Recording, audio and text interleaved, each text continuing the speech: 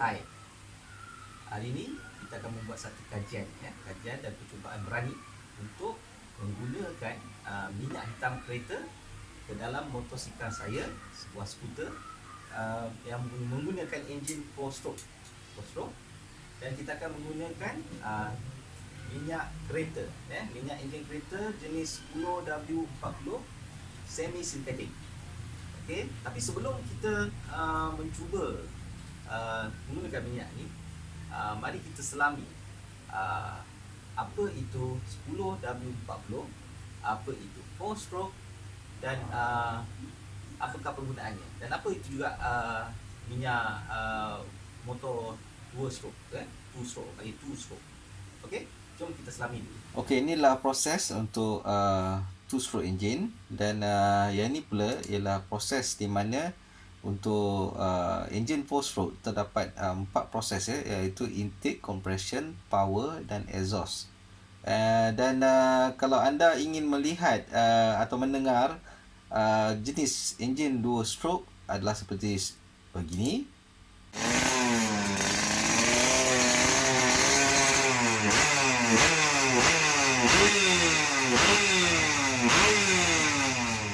Dan untuk enjin 4 stroke adalah seperti begini.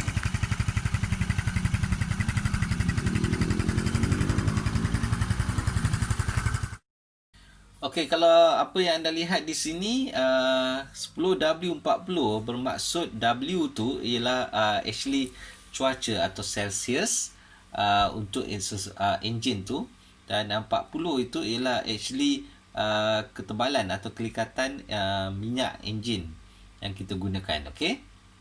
So kalau kita tengok pada graf di sini, persila perhatikan yang berwarna hijau 10W40, bermakna enjin ini minyak enjin ini memberi perlindungan kepada enjin anda pada tahap negatif 10 Celsius, iaitu bermaksud di waktu pagi, waktu pagi enjin anda berada paling minimal negatif 10 Celsius, dia memberi perlindungan sehingga kepada 40 darjah Celsius.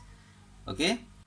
Okey, setelah kita selami dan mendalami berkenaan enjin ini, jom kita start projek kita. Okey, selepas ini kita akan mengisi minyak hitam menggunakan minyak ini, minyak enjin 10W40, minyak yang digunakan untuk kereta. Okey, di sini saya ada lebihan minyak enjin kereta yang telah saya gunakan, dan dalam ni mempunyai lebih kurang ada 1 liter lagi. Kita akan isikan ke dalam skuter saya, dan selepas tu kita akan test run enjin. Kita akan bawa round untuk mungkin 1 jam atau setengah jam lebih kurang. Dan bagi anda sekiranya ingin mengikuti keadaan enjin saya selepas ini, boleh sahaja menulis di bawah, di bahagian komen untuk bertanyakan tentang enjin saya dalam keadaan akan datang. Okey, saya akan ambil sentiasa di situ. Okey, so kita mulakan. So untuk permulaan kita perlukan, untuk motor ini kita perlukan spana jenis 7 tas, dan apabila anda lihat di bawah ni, di bawah ni ada tempat buka dia, dan kita perlu ada ni lah bekas. Kita letak dia macam ni, dan kita buka arah ni. Okey,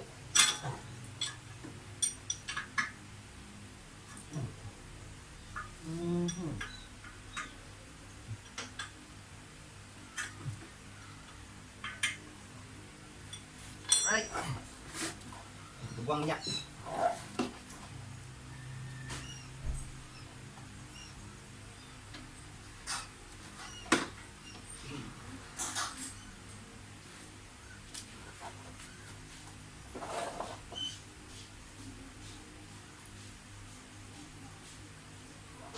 Ni kena tunggu sehingga habis. Okey, sementara kita menunggu minyak hitam ni turun, bagi anda yang tertanya-tanya kenapa saya nak mencuba cara ini, kalau anda perhatikan minyak semi sintetik untuk motosikal pada jualan harga 1 liter kandungan dijual di kedai-kedai motosikal pada harga 30 ke 35 ringgit satu botol. Okey.